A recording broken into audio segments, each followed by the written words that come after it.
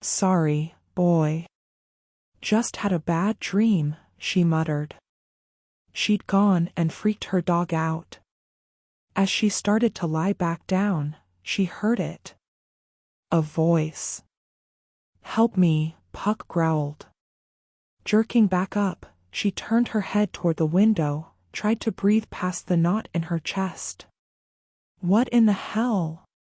She closed her eyes, listened. Concentrated. Puck growled again, louder this time, his voice rough, full of menace, full of warning. Lena shushed him, her voice sharp, her own fear edging its way in. Through the window, she could hear something thrashing in the forest that bordered the western edge of her property. The western edge, the woods. That strip of land where lately, her dog didn't like to go. Not for the past few months. Somebody, please help me. The sound of the woman's screams, raw and agonized, sent a shudder racing down Lena's spine. Oh, God, Lena whispered. Her heart slammed against her rib cage as she reached for the phone by her bed. There was another scream and she dropped the phone. Swearing, she crawled out of the bed, patting around on the floor. Damn it, damn it, damn it. Icy, cold sweat dripped along her spine as she listened through the window. Branches snapping. A ragged moan. Then all was silent. Where's the fricking phone? Making a sound halfway between a sob and a growl, she stuck her hand under the bed and heaved out a sigh of relief as her fingers brushed plastic. Scuttling across the floor, she pressed her back to the wall and listened, phone clutched in her hand. Call 911, damn it. She tried to get her fingers to move, but terror made them clumsy. Outside, she heard nothing. She didn't hear anything. Wait. Yes, she heard something now, but it was quiet, somebody moving quietly and softly through the trees. If her room had been any farther away from the woods, if she had lived any closer to town, hell, if she'd had the radio playing, she never would have heard it. So quiet.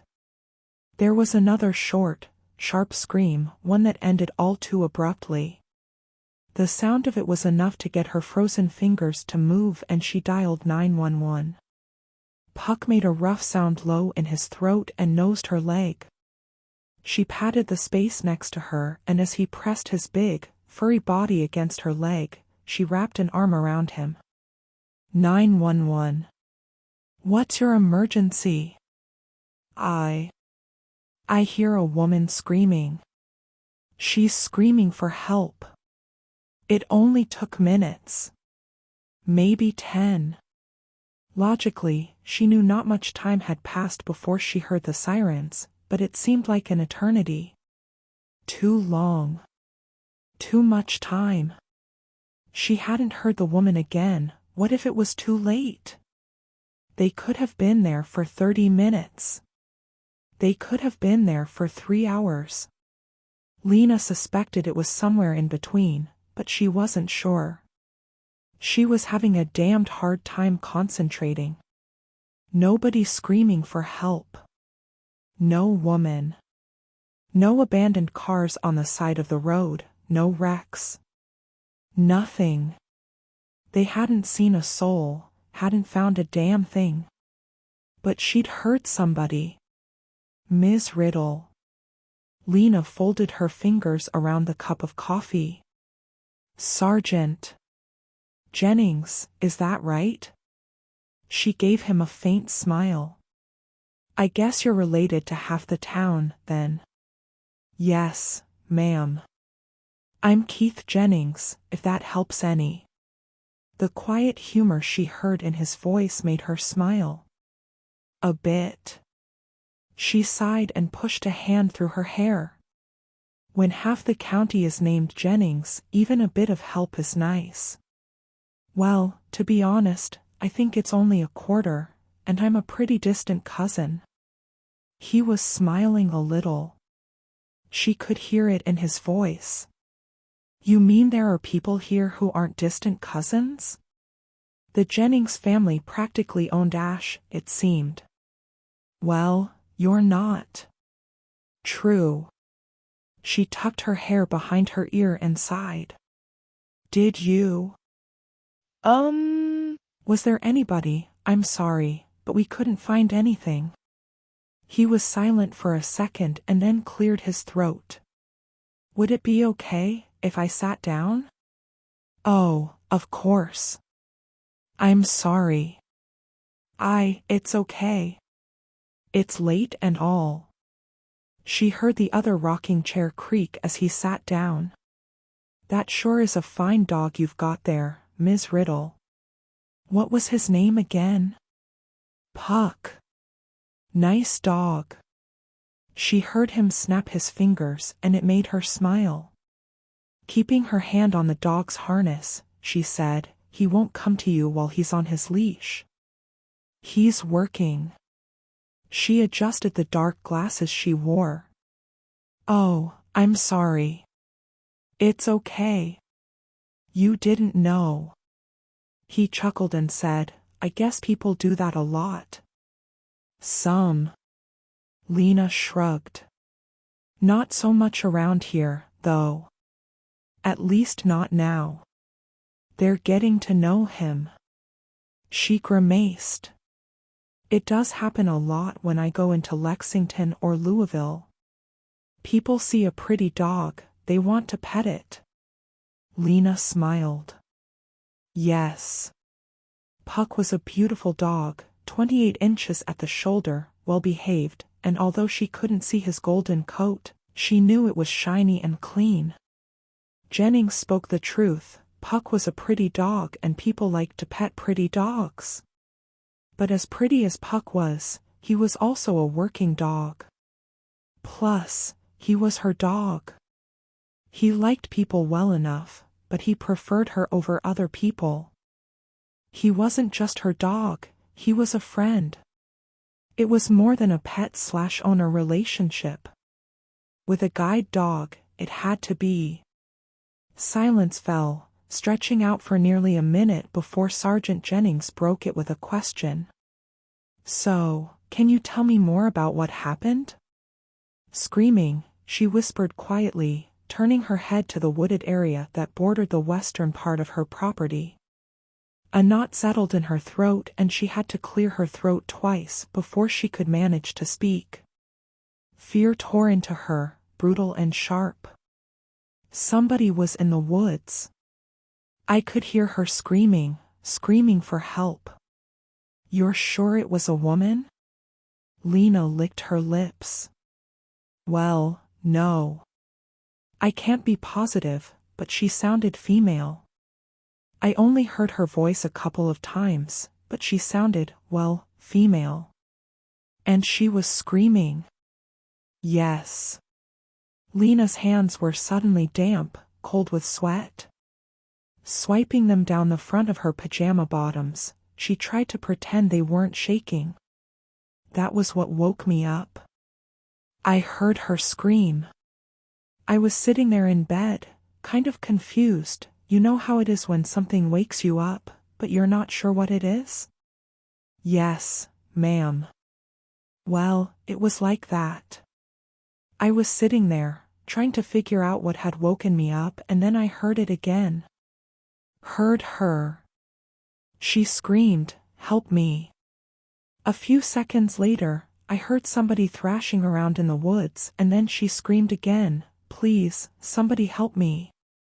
No, that wasn't it. It was, "Somebody, please help me." Sounded a little closer, too. I grabbed the phone and called 911. After you made the call, did you hear her again?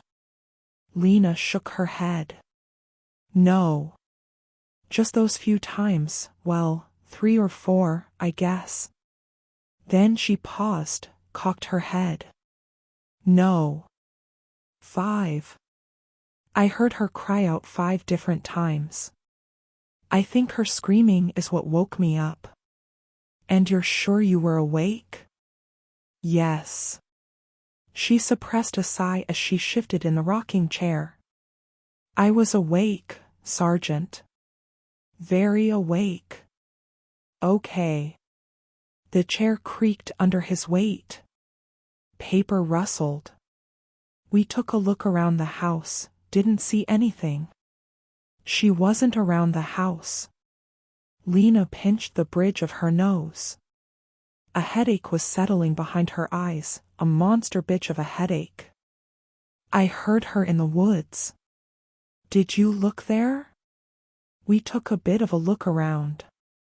But, as you can imagine, it's pretty dark, hard to see much of anything.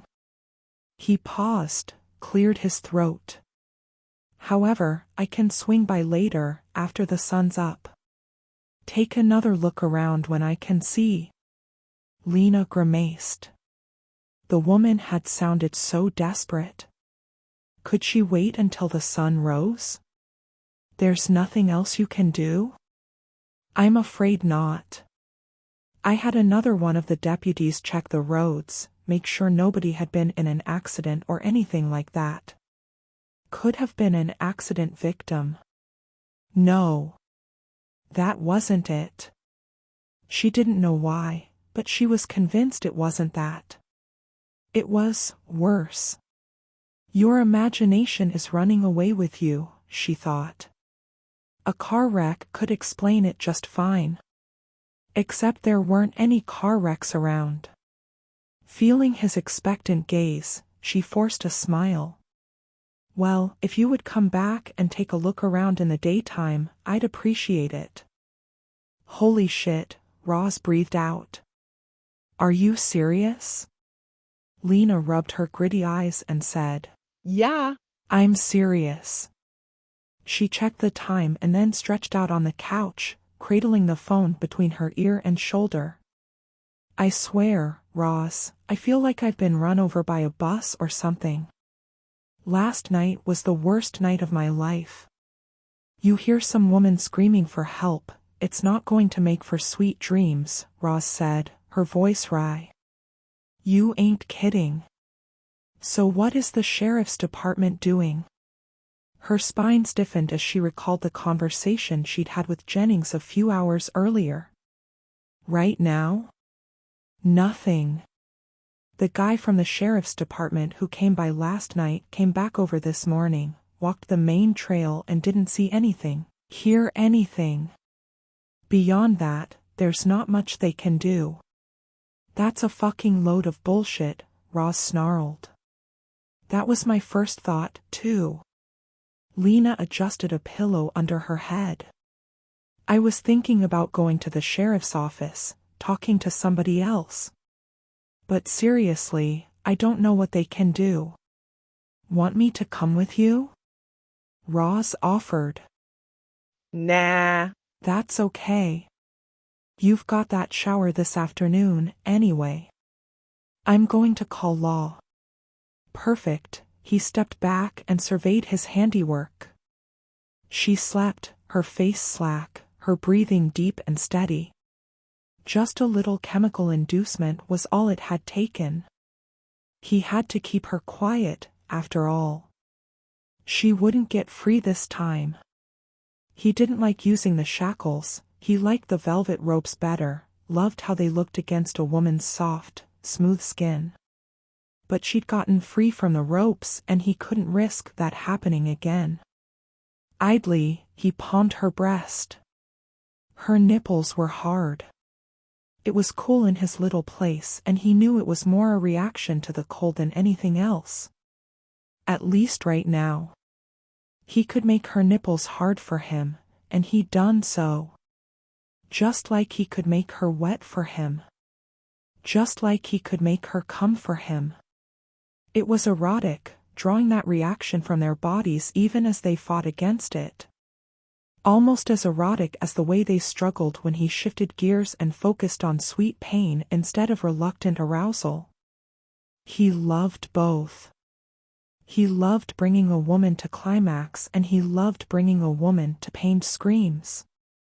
He loved the response, and she wasn't giving him one. She lay still, practically lifeless. Watching her face, he pinched her nipple cruelly, watching as she whimpered in her sleep and tried to twist away. She could only move so far, though. So perfect and petite, her sleek, shining hair swinging just below her shoulders, her skin smooth and pale and perfect, a narrow waist, high, small breasts, and long, strong legs. So beautiful. So beautiful, and such a fucking cunt. Too close. As erotic as it had been, as much as he'd loved hunting her down, it had been dangerous. Risky. Memories danced through his mind and he shuddered, lost in them.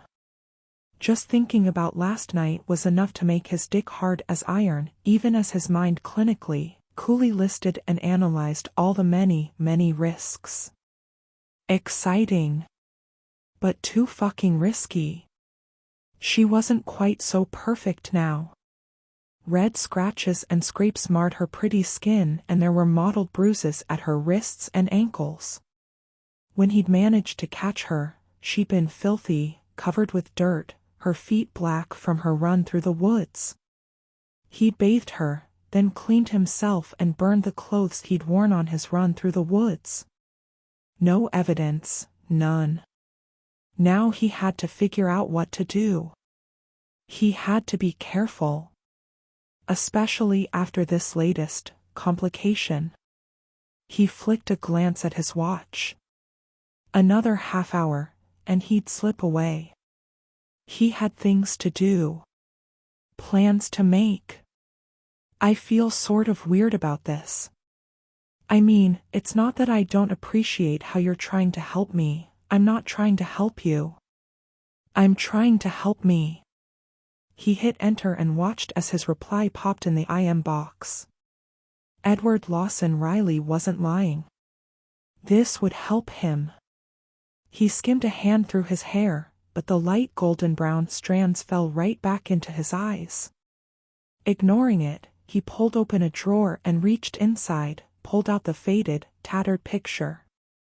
It was a picture of him from high school. Next to him was Hope, her long hair flying around her face.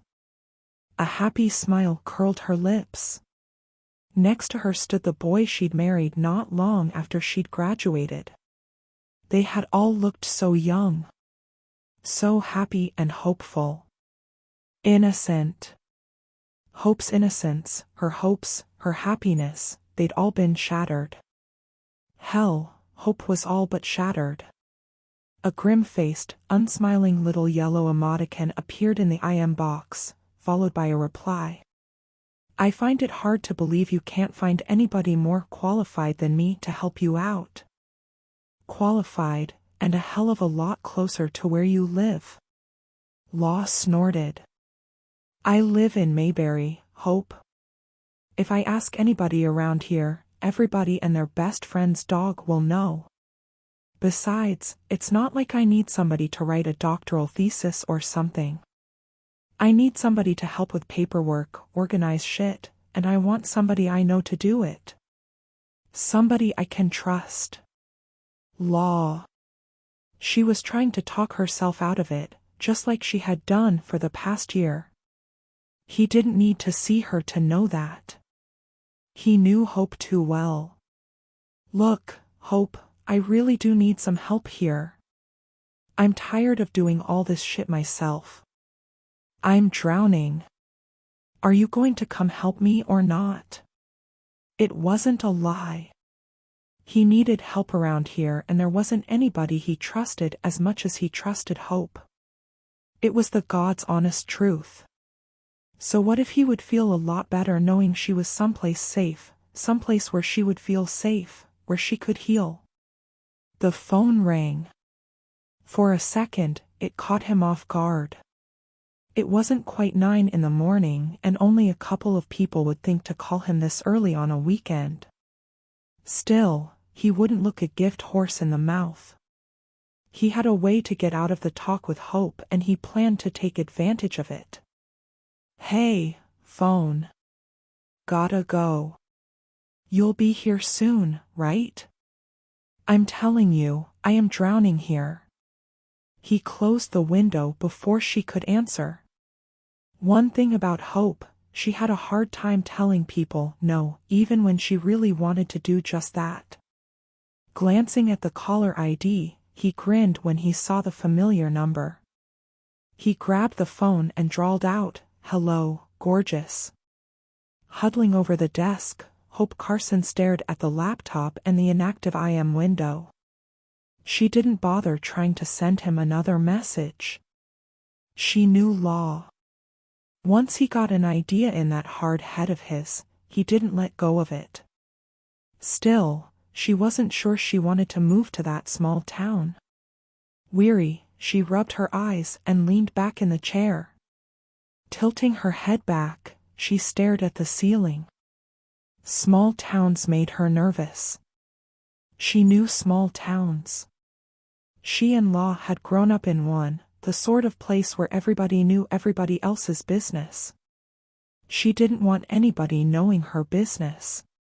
But the fact of the matter was, she didn't have a lot of options. She was running out of money, she had no family, and if she didn't find a job, she was going to end up living out of her car. Job choices weren't exactly huge, she had no experience being much of anything, except a wife. Closing her eyes, she ran her limited choices through her mind yet again.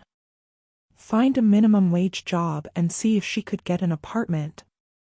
With no references, no credit history. Nothing. And she didn't exactly want to leave a paper trail that could be easily followed either.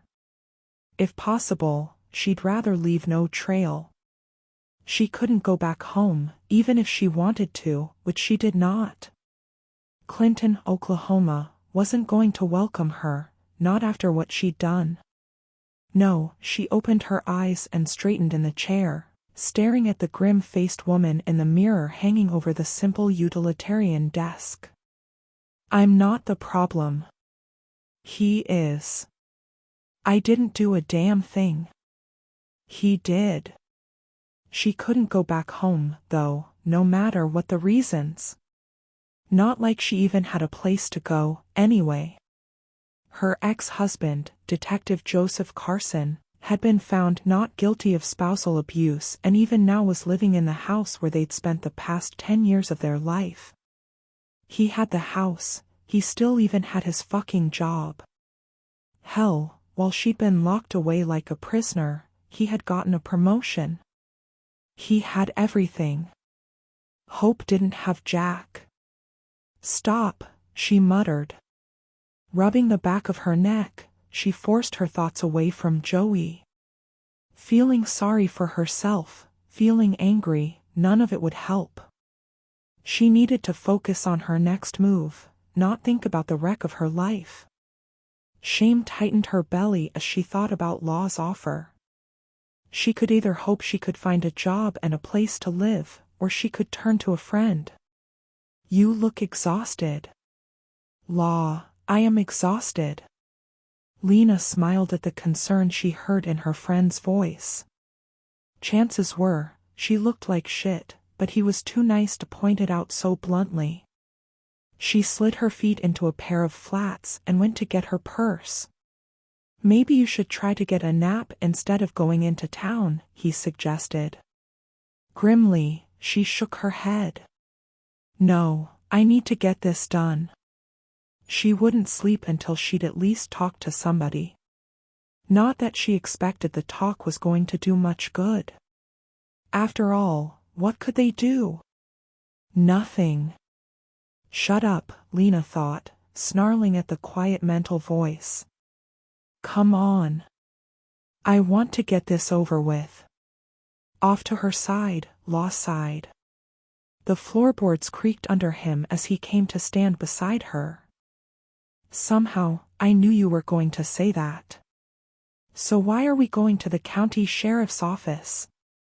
The Jennings boy and his friends hit your place, too?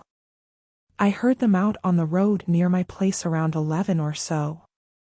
Looks like they tore up old Mrs. King's front yard some, too. Saw it when I was driving in, The new owner is going to be hot. New owner, Ezra. Oh, Yeah. he's hot, all right. Her belly fluttered at the thought, but fortunately, she was so damn tired, that was about all she was capable of at the moment. Sighing, she shoved her hair back. No, it wasn't that. Man, what she wouldn't give for her problem to be anything so mundane. Look. I'd rather not go into detail about it right now. I'm going to have enough of a headache explaining it once. Excuse me, Sheriff, but I really think you and your deputies need to do something about the woman I heard screaming last night. No, sir, I don't know who she was. No, sir, I don't know where she was. No, sir, I don't know where to find her. No, sir, I have no idea what should be done, but there has to be something. Hey. Law brushed his hand down her arm. What's going on, Lena? Just a lot on my mind, she said, forcing a smile for him. Come on. Let's get this over with. He had woken up in a lousy mood. Ezra figured he was entitled. Little sleep, lots of pain, torn up front yard, all of it on the heels of one of those damn dreams. He wasn't going to be in the mood to make nice. Especially not with the village idiot. Although, for the life of him, he could not figure out how in hell that village idiot had wound up wearing a badge. Look, Gomer, I don't give a damn if they are just kids or not. He glared at the round, ruddy face of Deputy Earl Prather. Who gave you this damn job? Is your mama on the town council or something? Ezra couldn't figure it out, no matter how hard he tried. A functioning brainstem was still a requirement for law enforcement, or at least he thought it was. I'm tired of those punks joyriding on my property. Mr. King, Detective King, Ezra snarled. He was being an asshole and he knew it, but he didn't really care. He was too tired to care. His leg hurt, his head hurt, and he was still carrying around the weight of that bad dream, like a nasty, clinging hangover. Only worse. His leg was fucking killing him, knotting and cramping up on him. He had the bad feeling if he kept putting weight on it, he was going to end up on his ass when it gave out under him, and wouldn't that just top off his morning nicely? After those kids had woken him, it was nearly 2 before he was able to fall back to sleep. It had also required the help of another Vicodin. The quiet country nights didn't help either. He was used to the city, and last night, the quiet had seemed almost oppressive. He'd ended up putting on his headphones and listening to Aerosmith on his iPod as he waited for the narcotics to kick in. His mood wasn't any better when he awoke and saw just how extensive the damage to his yard was. Half of his grandmother's flower beds were trashed. Some of those pretty flowers he could remember watching her plant when he'd been a kid, and now they were trampled, completely ruined. He thought he could come here, get this complaint filed, and hopefully the guys here could deal with those stupid kids. They'd been ripping through the back of his property with their four-wheelers off and on for weeks, but this time, they'd gone too far. He wanted to get this done with, then go home and grab a nap. He hadn't counted on running into some dumbass county deputy who couldn't seem to understand the simple issue of trespassing. It's not Mr. King, it's Detective King, and I'd appreciate some simple courtesy here. Hell, he didn't even need any kind of professional courtesy. He just wanted the man to do his job. Prather cocked a brow. Detective? With who? Detective with the Commonwealth of Kentucky. I'm on official leave from the state, and I'm pretty damn sure that nobody went and changed the laws on trespassing in the 6 months since I went on leave. On leave for? Ezra narrowed his eyes. I'm also pretty sure you don't need to know that information to get the damn complaint filed against those kids. Look, detective. Prather sighed and scratched his chin. I know these kids don't have any right going out on your land with their four-wheelers without your permission. Your grandma didn't much care for it either. He lifted the paper that Ezra had given him and wiggled it. It's just that I think the owner of this particular four-wheeler is Brody Jennings. He glanced at Ezra as he said the name. I get the feeling that name should mean something to me, he bit off. He paused for a few seconds,